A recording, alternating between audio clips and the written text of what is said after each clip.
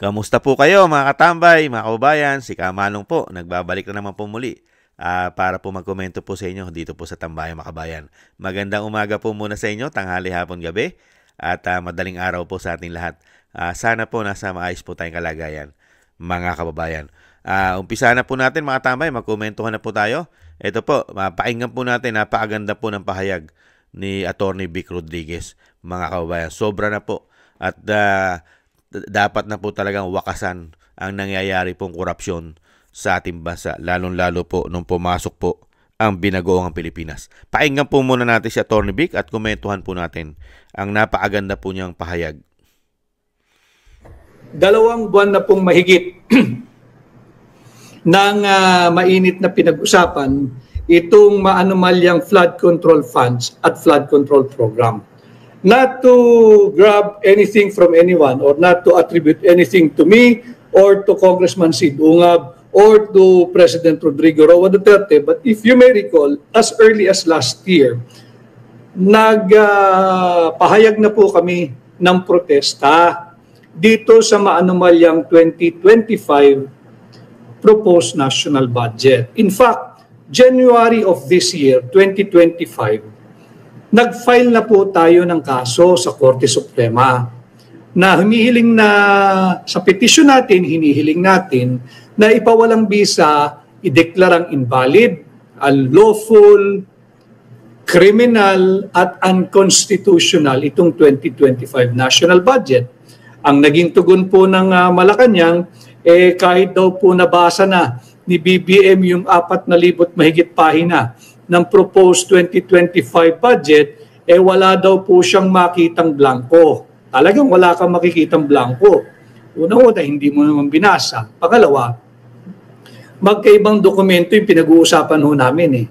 Ang blanco ho ay nasa Bicameral Conference Committee report. Kung ang titingnan mo ay yung final form na, yung General Appropriations Bill, yung panukalang batas na kanya pong pinirmahan, talaga walang blanco doon. Kaya nga ho, di ba, ang sinisigaw natin, kanino yung makakating kamay na nakialam doon sa blanco sa BICAM. Hanggang ngayon, hindi pa po nasasagot yun. Noon pa lamang, meron hong pananagutan Falsification of legislative document nga po yun Sinong makating kamay ang nagpuno ng mga blanco? Kaninong makating kamay? Babae ba siya? Lalaki ba siya? Tandem ba sila o grupo sila? Kung ito po ay agad tinugunan ng kasalukuyang administrasyon, hindi na po tayo umabot sa ganitong kalunos-lunos na estado. Kaya nga po, krimen na walang kriminal. Napatunayan na, napakita na, walang dike, walang flood control program, walang flood mitigation project. Nailabas po yung pondo na bayaran ang kontratista. Pinagparte-partihan yung buwis nating mga Pilipino. Napunta sa kontratista yung kakaunti, napunta doon sa project proponent o yung congressman o yung senador, naghati-hati po yung district engineer, yung regional director, and so on and so forth. Nabayaran po lahat ng dapat bayaran. Wala pa ring kriminal. Nagbuo po nung ICI. Yung ICI, yung Independent Commission on Infrastructure, uulit-ulitin ko, budol po iyan. Nakikita naman natin, maraming salamat regardless of your political color, affiliation, belief, creed, or association, kumikilos na po ang sambayan ng Pilipino. Maraming salamat po sa inyong lahat, sa ating collective effort. Bakit kanyo? Bumibigay po sa pressure ang kahit na sinong sindikato man yan, mafia man yan, individual man yan, pagka legitimate o authentic po yung public pressure, yung public clamor, bibigay po yan. Proof. Agad-agad sinabi ng ICI, hindi po, wag ho kayo maniniwala sa ICI. I just have to refer to their name as Independent Commission on Infrastructure kasi po yun yung kanilang pangalang ibinigay. Hindi po independent yan. Bakit? Tama po yun Tama po yung mga tambay Hindi po independent talaga yun Dahil una-una sila po ang gumawa nun, di po ba? Kaya matindi po yung ginawa po ng gobyerno. Kaya tinatawag po ni Atty. Vic yan na pambubudol hindi po ba? Sandali lang po, anuin lang po natin ito. May commercial lang po tayo, mga kababayan. Kaya itong yung sinasabi po ni Attorney Vic, talagang ano po ito, makatotohanan po ito mga tambay. Wala pong kasinungalingan. Talagang ang ating gobyerno po, pagdating po sa sinasabing systematic at talagang sindikato po ang ginawa po sa ating kapirahan. Mga kababayan, ituloy po natin. Ang Marcos Jr. administration. Ang nag-appoint po dyan ay si Bongbong Marcos Jr., si BBM. Ano ho? So hindi po independent yan. Pag tiningnan nyo yung composition yan, merong isa dyan na mumula dating kalihim ng DPWH nung panahon ni Noynoy Aquino. Yung isa dyan, Supreme Court Justice, na very, very close din sa isang prominenteng negosyante, closely identified with Marcos Sr. Yung isa naman, yung sa SGV ay naglabasan na sa social media na sila pala yung auditing firm ng mga kumpanya ni Martin Romualdez. So nasaan ang independence dyan? Naoobliga na po sila, magla-livestream na po sila. Sabi nila, subalit yan po ay patuloy na pambubudol ng mga ICI. Bakit ka magla-livestream pagkatapos na ninyong maimbitan at ma-interview o matanong si Martin Romualdez? Gaano kasagrado yung nagiging pahayag, kung meron man siya naging pahayag, baka naman kape-kape lang kayo dyan, nagbiskwit at konting green tea o Earl Grey tea o kung ano man tea. Diba? Tapos sasambulat nila, nabubuksan na daw ho nila ng live stream. Yung kanilang, hindi po investigation dahil wala naman pong power ito, ni wala nga po itong kapangyarihang mag-issue ng subpoena. Wala pong ngipin. Huwag na pong pangil, kalabisan na po yun eh. Wala pong ngipin ng ICI, budol po yan. Yung nag-inspeksyon na nga mismo, kunwari, si BBM, hindi ba nag-inspeksyon kunwari, doon sa mga sinasabing lugar na kung saan dapat ay mayroong mga flood control programs o flood mitigation programs sa Bulacan, sa Makasaysayan at dakilang lalawigan ng Bulacan. Siya mismo nagsabi si BBM, on-site, nagguni-guni lang daw yung mga yung mga flood control projects. Guni-guni talaga. Rine-enforce mo lamang yung hallucination mo noong 2024 SONA. Nung ipinagbida mo, pinagyabang mo ng buong tikas na meron kang 5,500 flood control projects na naipatupad na, kompleto na, fully implemented sa loob lamang ng 2 taon ng iyong administrasyon. 5,500 flood control projects. Budol din po iyon. Alaunan, bumaha, umulan ng malakas, nagsabay yung bagyo, hindi ba? At saka yung masamang panahon, di ba? Bumaha po yung malaking bahagi ng ating bansa. Ang sagot niya, na-overwhelm lang daw yung kanyang mga 5,500 flood control programs. Eventually, naamin na niya, nung siya'y kunwaring nag-inspeksyon, guni-guni lang. Talagang guni-guni yun. Sa loob ng 2 taon, 5,500 flood control projects, ghost nga kasi. Sa loob nga ng 1 taon, ngayong 2025, napakadaling gawin. Ang nagawa lang nila ay 22 classrooms sa buong bansa na yan. Paano mo nabuo sa iyong hallucination, sa iyong guni-guni, sa iyong imagination, yung 5,500 flood control projects? Tama po si Atty. Vic, di ba? Yung classroom nga, 22 lang ang nagawa mo matatapos ng taon itong 2025. Di ba? Tapos ngayon, ipagmamalaki mo yung flood control nga naman na 5,500. Hindi ba? Talagang may sayad ka na nun. May tama ka na sa ulo nun. Hindi po ba, mga kabayan? Kaya nga po, puro pambubudol. Ayon po kay Atty. Vic, budol na walang katapusang pambubudol ang ginawa po ng pamahalaan sa atin, mga kababayan. Ipagpatuloy po natin. So ito po, kitang-kita na natin, 2 buwan na pong mainit na pinag-uusapan ng kontrobersiyang ito, merong krimen, kitang-kita na ho nating lahat. Subalit, walang kriminal. Yun naman. Maaari din natin baliktarin. Kitang-kita na kung sino yung mga kriminal, pero tila wala pa rin silang krimen na nagagawa. Bakit? Wala pa hong nakakasuhan eh. Buo na po lahat ng gusto nilang mga ebidensya, nariyan na. Sa Bulacan, kasi yan po yung uminit eh, yung tama. Meron naman po sila kinasuhan daw eh. Meron sila kakasuhan, di ba? Pilim-pili. Pilim-pili lang po yung kakasuhan daw po nila. Pero yung sinasabi nga ni Atty. Vic, yung pinakamatindi yan, yung pinakaulo, lalong-lalo na, di ba? Yung mga politiko. Doon pa nga lang sa ginawa nila sa BICAM, meron doong mahiwagang kamay. Sino kaya yung mahiwagang kamay, mga kababayan, na pumirma o naglagay doon sa mga bakante? Di ba? Sa mga blanco. 241 billion po ang pinag-uusapan doon sa mga mahiwagang kamay na nagsingit. Di po ba? At sinabi ng Pangulo, sinasabi niya, wala raw po siyang nakita nung pinirmahan niya na ang GAA na naging gago. Bakit po? Ibang papel po yung pinirmahan niya. Hindi po ba? At hindi po nagbabasa.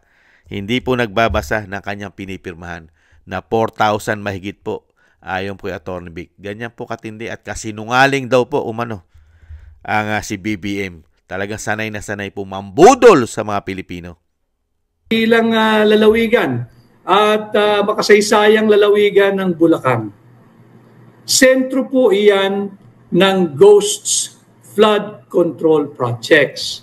Sentro po iyan ng Flood Control Fund Anomaly. Sentro po iyan ng Flood Control Funds Kurakot. Sentro po iyan ng Flood Control Funds Corruption.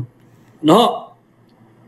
Hanggang sa ngayon, wala yung mga personalidad na una ng mga nabanggit at bilyong-bilyong piso ang tinanggap ng kanilang distrito na flood control funds ang naimbitahan o nais-imbitahin ng ICI. Bakit? Budol ho yung ICI. At bilang Pilipino... Tama po yun. Budol talaga ang ICI. Mga kabayan, budol po. Napakatagal na po. Mahigit 2 buwan na o magda-2 buwan na. Mahigit. Mga kabayan, nakita nyo po. Hanggang ngayon, Bulacan pa lang ha. Wala pa pong matibay na inaisasampang kaso. Na-i-release na ang pera. Bayad na silang lahat. Bayad na. Magmula po sa mga contractors, pinagparti-partihan na nila. DPWH, nandiyan ang COA, mga politiko, bayad na, binayaran na, pero wala pa nakakasuhan. Pati mga politiko, sa Bulacan pa lang yan. Bulacan, hirap na hirap po, pilim-pili lang po ang kanilang tinatawag nakakasuhan. Hindi po ba karamihan contractors pa at DPWH employee? Ganyan po katindi ang pambubudol po. At binanggit po ni Atty. Vic kung ano po ang kalagayan at katayuan ng ICI, lalong-lalo ang mga tinalaga. Puro po pabor o sinasabing kaalyado nila din at mukhang, ayon kay Atty. Vic, hausyaw. Hindi po ba? Nananawagan po ako sa mga kamag-anak ng mga bumubuo ng ICI. Kausapin po ninyo yung inyong mga kamag-anak. Dahil alam ko naman na hindi ho kayo lahat dyan ay hindi naging biktima ng baha. Tama. At ako'y nakakatiyak bilang Pilipino rin kayo, galit din kayo sa korupsyon. Tama. Kausapin po ninyo. You apply your persuasion at kausapin yung inyong mga kamag-anak na itama sana yung kanilang ginagawang landas ng kanilang proseso ng hindi ko kasi masabing investigation eh. Wala naman po silang investigatory power. Maaari siguro fact-finding, pero wala din po yan eh. Wala silang subpoena power, wala silang contempt power. Palamuti lang po yan, borloloy lang po yan. Nakita niyo po, wala ka power ang ICI.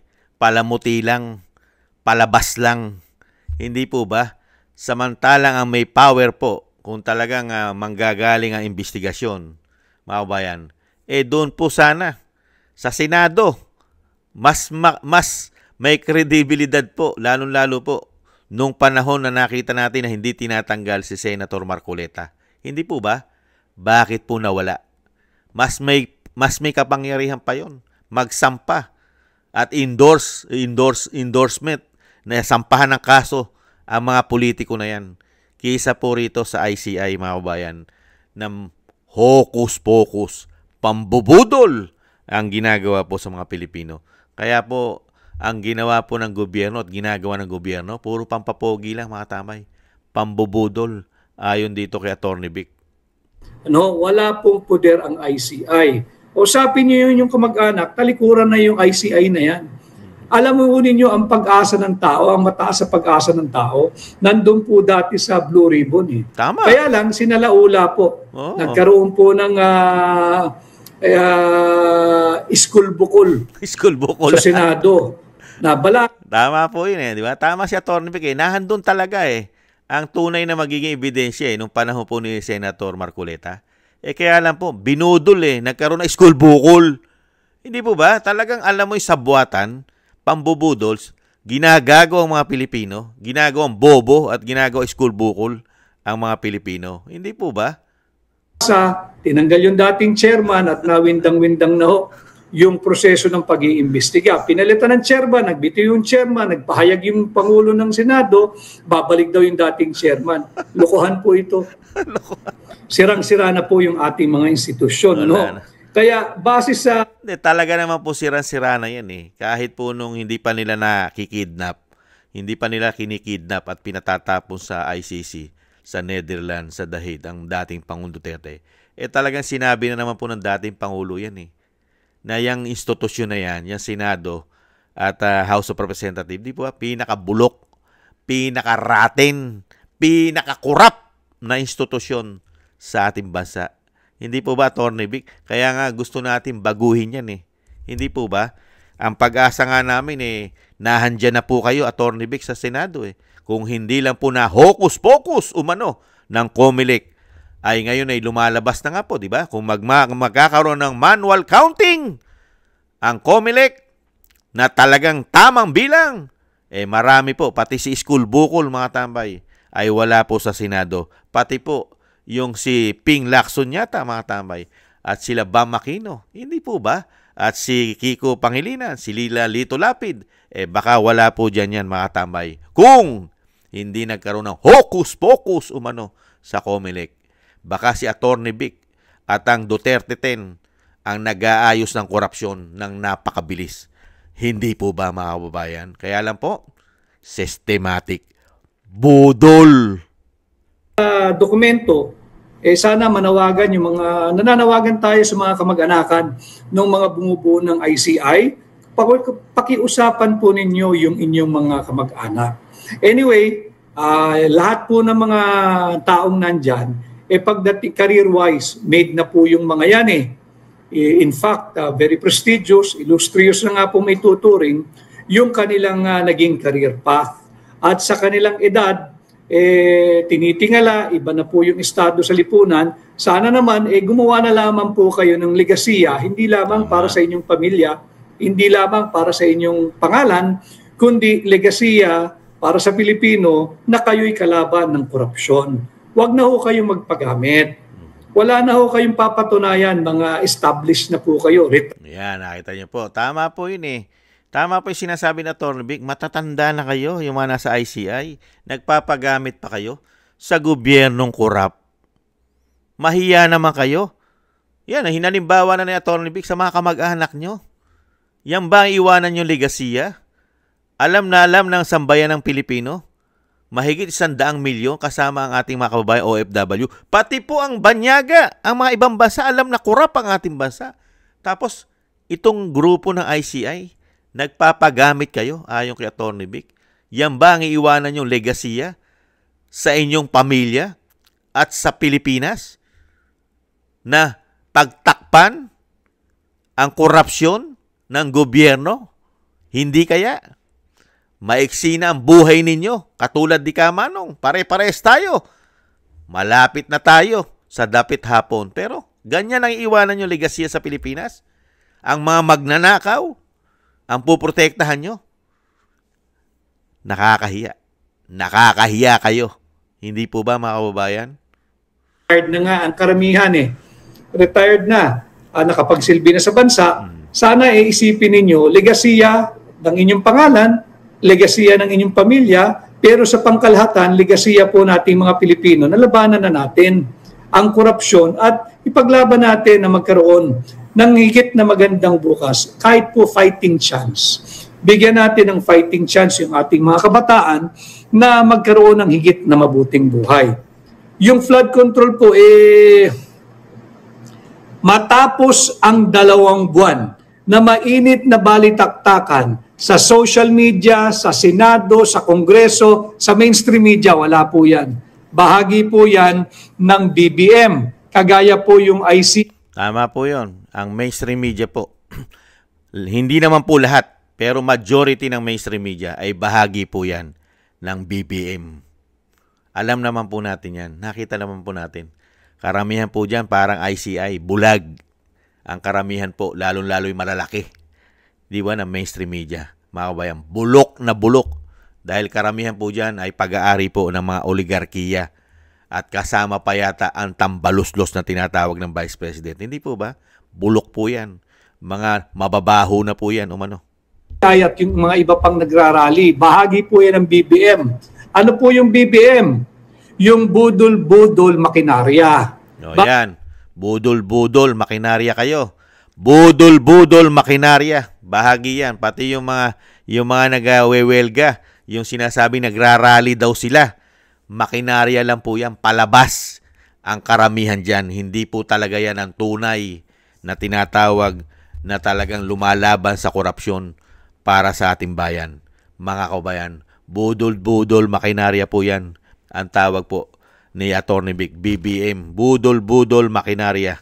Lagi po sila, nagpapagamit po sila ng budol-budol makinarya. Imagine ho ninyo, yung mga kongresista at kontratista, 2 buwan na po itong mainit pinag-uusapan. Ni kalabit, wala pong kalabit mula sa ICI eh. Budol po yan. Nasaan na yung top 15 na kontratistang pinangalanan ni BBM? Tahimik na yung SunWest Construction and Development Corporation, yung Hightone Construction and Development Corporation, yung una ng tinagurian na Flood Control King, yung si Flood Control King, yung Alex, tingnan ko lang po itong notes ko itong si Alex Abelido, Flood Control King, yung Legacy Construction Corporation, nawala na rin po ito sa usapan, nawala na rin po ito sa usapin, at hindi na rin po ito pinatatawag o pinatawag ng ICI. Hindi na maawa po kayo sa aking mga kababayan dyan po sa dakila at makasaysayang lalawigan ng Bulacan. Hindi na po nawala ang tubig baha. Permanente na ho eh. Pasalamat kayo, hindi kayo nakakaranas ng baha. Pasalamat kayo paggising ninyo sa umaga, pagtapak ninyo sa inyong mga silid, sa inyong living room, sa inyong... Totoo po yan mga tambay. Lahat po na sinabi ni Atty. Vic, mga kabayan, talagang budol-budol. Budol-budol po ang ginawa po. Kaya nga po, kailangan na po talaga. Kaya nga lang po talaga, napakabilis po sana mangyari at yung sinasabi nga po natin madalas, yung ginawa po kay dating Pangulong Estrada, napaka-peaceful, napakabilis ng pangyayari. Hindi po ba? Wala pong masyadong epekto sa ekonomiya noong mga panahon na yun. Mabilis lang po eh. Basta nahandyan lang po ang makabayan at may paninindigan at may prinsipyo na men in uniform. Yan lang naman po ang kailangan ng Pilipino eh. Yung nagtatrabaho para sa bayan, sa kapakanan ng bayan, protektahan ng Pilipino, protektahan ng Estado ang mga men in uniform. Hindi protektahan ng mga magnanakaw na politiko. Kasi po nangyayari ngayon, nakikita po natin, ang pinoprotektahan po ng mga men in uniform, hindi naman po lahat. Pero yung mga general yata, mga kabayan, karamihan yata ng general, ang pinoprotektahan po ay ang mga magnanakaw na politiko. Dahil sangkot din yata sila sa mga anomalya na tinatawag ni Atty. Vic na mga ghost project. Hindi po ba? Nakakalungkot po. Nung panahon po ni Erap, napakabilis. Napakabilis. Di ba? Wala pang isang linggo. Pero ngayon, mga kabayan, buwan na! Buwan! At lilipas pa ang taon. Mga kabayan, papasok pa ang 2026 ay puro po pambubudol. At nakakatakot po mga tambay. Bakit po? Tuloy-tuloy po ang gagawin nila. Dahil sanay na po silang mambudol. At sanay na po silang magnakaw. Hindi na po mababago ang mga tao na yan. Dahil yan na po sila. Ganyan na po sila. Sakit po yan. Di po ba? Ang pagnanakaw po ay sakit. Di po ba? Hindi na po nila kayang gamutin yan. Di po ba? Sanay na po sila dyan. Kaya nga po yung sinasabi ng Atty. Vic, yung legasiya, mababago pa ba kung sanay na sila? Kung yung Pangulo nga, ano po ba legasiya ng lahi nila? Ang lahi nila, ang legasiya ano? Grabe, nasa Guinness Book of Record. Lalo-lalo sa korupsyon. Legasiya, nasa dugo. Mababago pa ba? Kaya nga, ano po sabi ng mga kababayan natin? Ano po ang sabi ng taong bayan ng mga kababayan natin? Di ba? Yung ama, mas matindi pa yata ginagawa ng anak. Hindi kaya? Grabe. Yan ang iiwanang legasiya. Sanay na po sila sa legasiya ng korupsyon. Ang lahi nila umano. Yan. At tulad po ng tinatawag na tambaluslos, wala pong malalim na nakukuwang solusyon ang mga Pilipino. Pinaiikot-ikot lang po tayo ng gobyerno. Papasok na naman po ang 2026, may bago na naman po silang budget na isang damukal na naman po ang perang hahawakan nila. 6 trillion mahigit. Ang opisina ng Pangulo, 27.3 billion. Meron pa siyang confidential intel fund na hindi bababa sa 4.5 billion. Grabe, tuloy-tuloy. Sanay na sanay tayong budulin. Gamit. Yan, yung systematic na tinatawag na BBM. Diba? Budol-budol, makinarya. Hindi po ba? Nakakalungkot po, mga kabayan. Kontrolado nila ang gobyerno at ang mga Pilipino'y sanay na sanay budulin. Kaya po mabuhay po kayo, Atty. Vic. Nakapangihinayang lang po, Atty. Vic. Dahil wala at hindi po kayo nasama o sinasabing pinapasok ng COMELEC umano sa Senado. Sayang, nakapangihinayang. Pero may pag-asa pa po kami, mga kabayan. May pag-asa pa po tayo. Dahil po hindi naman po magtatagumpay ng panghabang buhay nila ang kasamaan na ginagawa nila sa atin. Ang pangluluko, ang pangbubudol nila, mga kabayan. Hindi po yan. Hindi po magtatagumpay yan, mga kabayan, ng forever. Hindi po ba? Kaya po, isama po natin sa ating mga dasal at panalangin, mga kabayan, na hindi po sila magtagumpay. Ang katotohanan at ang bansa natin ay hindi tuluyan malugmok sa pinakamasama at pinakamasakit na mangyayari sa ating bansa. Nakatulad po na nangyayari, hindi ba sa mamahihirap na bansa sa mundo. Huwag naman po sana ng ating bansa. Kasi po, yung ginagawa po nilang yan, mga kabayan, grabe po yan. Yan ang iiwanan nilang legasiya sa ating bansa. Unbelievable. Kaya sana naman, yung umuusok, yung sinasabi po ni Gibo, na magkakaroon daw po at may posibilidad na umuusok na at pinag-uusapan na nila yung military junta. Sana po ay mangyari po yun at magdilang anghel si Gibo, mga tambay, para po ang ating bansa ay malipol na. Dahil po kilalang-kilala na po natin at kilalang-kilala ni Atty. Vic, lalong-lalo po ni Vice President Sara Duterte, ang mga tunay at salarin ng malawakan at systematic na pagnanakaw, lalong-lalo po ng pagpasok ng Binagoong Pilipinas at ng 19th Congress. Kaya nga sinasabi ni Atty. Vic, yung ginawa nila, hindi sana makakaroon ng systematic na korupsyon sa ating bansa kung hindi po nila pinaburan at ginawa po nilang pambubudol sa ginawang 2025 national budget. Napakarami po nilang naisingit doon. insertion at kung ano-ano pong tawag na pambubudol sa taong bayan. 241 billion ang naisingit nila dyan, ayon kay Congressman Ungab at Attorney Vic. Nakita nyo po, corruption agad yan. Pero nagsinungaling ang Pangulo dyan. Ipinaglaban niya yan. Hindi po ba? Binanatan siya ni dating Pangulong Presidente, ni dating Pangulong PRRD, di ba? Binanatan siya riyan. Pero pinagtanggol niya yung pinirmahan niyang GAA. Pero pumutok pa rin po. Lumabas ang katotohanan na talaga pong weak, napakahina umano na presidente na meron tayo at may bisyo pa yata na coke at pulburon, mga kababayan. Mabuhay po kayo, Attorney Vic, at kayo po ang pag-asa at kailangan ng taong bayan, lalong-lalo po kung magiging presidente po ang ating Vice President. Napakaganda po na kayo po ay mailagay sa ombudsman.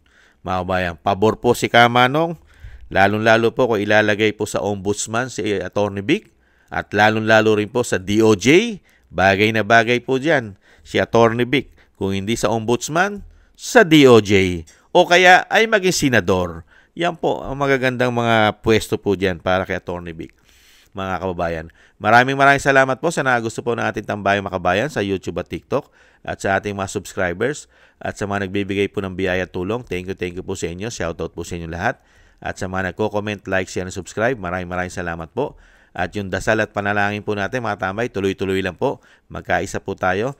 Naisama po natin sa ating mga dasal at panalangin na maingatan po ang pamilya Duterte, na sila po ay mailayo sa kapahamakan ng ating Vice President, at ang dating Pangulong Duterte ay madugtungan din po ang kanyang buhay at makalabas na po siya sa lalong mabilis mga tambay, at makauwi na po sa ating bansa. Thank you po mga kabayan sa mga dasal po ninyo. At ganoon din po mga tambay, tayo po ay magdasal at manalangin para po sa ating kaligtasan at sa ating buong sambahanan. Maraming salamat po mga kabayan, at ingat-ingat po mga kabayan. Ingat po tayo. Doble ingat po.